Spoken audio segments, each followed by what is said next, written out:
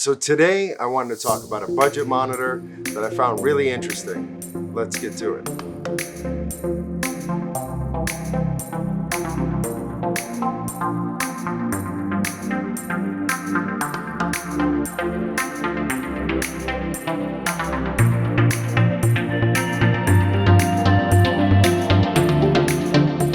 So the small budget monitor space has gotten really tight over the last year or two. So many companies coming out with different brands, different monitors, different sizes. It used to be Hdmi and then small HD, and then came along some of the other monitors as well. We had the Field World monitors come in. A whole bunch of other monitors were coming into this space. Some were good, some weren't so good. Let's talk about this monitor. So a company called OSEE sent me this monitor. It's a 4K 5.5 screen monitor, and this is the T5 version of the monitor. Now, I'm not a big unboxing guy type of video. That's not the type of video I want to talk about. What I wanted is to spend some time with this monitor and see if it was worthwhile, and even to do a review or talk about. So I had enough time to kind of be with this monitor for about 2 weeks.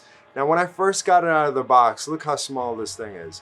When I got it out of the box, I was like, wow, this monitor fits in a really great space. Now, what that space would be for gimbal use, to keep your gimbal super light. And secondly, if you don't have a flip out screen, and most of the time when I shoot on these little cameras, the focus looks great on here, even when I have peaking on, and then I go into my editor and then the focus is not so great. So there's a few things that I run into without having a monitor. Putting this monitor on with this camera or any small mirrorless cameras, I think is going to be great. If you wanted to use this as a secondary production monitor with a bigger 7-inch monitor, I think it's also a great option as well. But the thing is about these cameras, without having the critical focus, you're just kind of shooting around. But what I do love about shooting on smaller format cameras is the lightweight portability.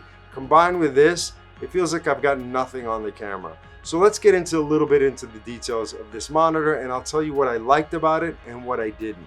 One, it's a very lightweight monitor. This is the biggest pro of this monitor. The fact that it's so small, the fact that it's so light. So if I show you in comparison to, let's say, an iPhone 11, this is the size here. So you can see pretty much how small this thing is. If I compare it to, let's say, the small HD monitor, you can see the difference. This one's small. This one feels lighter. It also gives you the ability not only to use, one type of battery, but 2 types of batteries, which is the second pro to this monitor. Now, what I love about it is you have 2 sides. You have a Canon side and you have the Sony battery size. Now, these are the NPF batteries that we're all used to. These are the traditional Canon batteries that we've had in the past.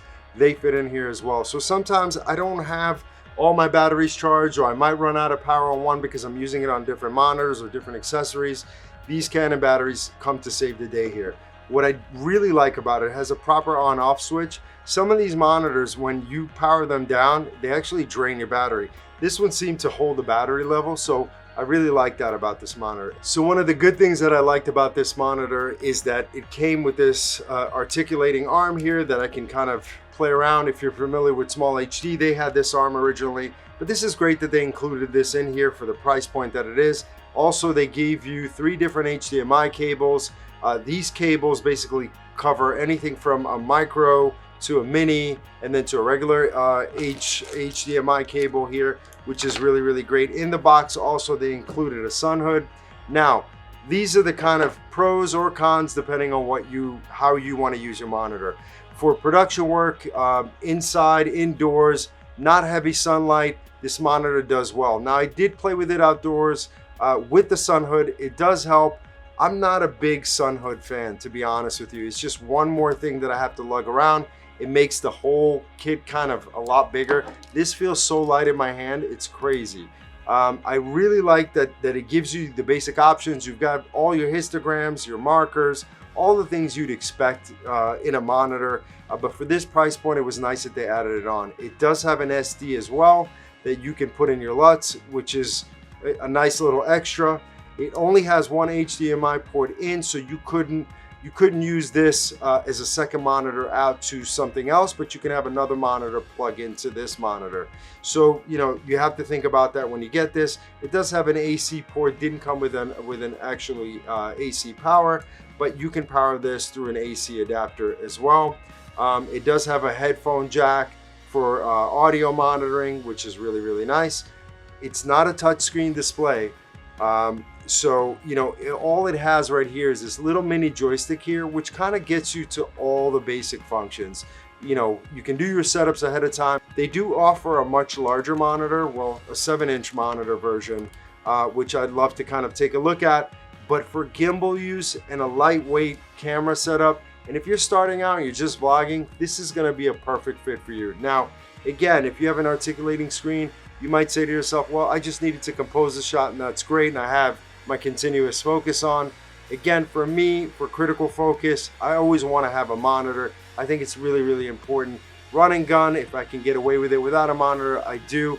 But to be able to travel with something this light, I've got a kit ready to go. Now, as far as clarity for the image on this monitor, it is a 4K monitor. It does support 4K, so it is very, very clear and sharp. Again, it's not going to be that great within sunlight unless you use the sun hood. That's up to you. But if you're looking for a high-net monitor at a more expensive price point, this is not the one for you. But if you're looking for portability, a light package, this might be an interesting little find for you. Keep in mind, this is not a touchscreen monitor, but it has all the fun flavors that you would expect from a monitor that was much more expensive. And the fact that there's competing monitors out there are bringing the prices down. So I'm really excited about that. So thanks again, OSEE, for sending me this monitor. I'd love to see some of your other products, but this has been a fun, great experience. Again, when I first opened it, I was a little nervous about using it, but I'm happy that I ended up using it. And this, it turned out to be a really great gimbal and kind of onboard camera monitor to keep this little package light. So if you have any questions, please leave your comments below. So please follow, like, and subscribe, and I will see you on the next video. Hit that bell button. I'll be having more videos coming out soon. So hope to see you, and I hope you enjoy this channel and this video. I will talk to you guys soon.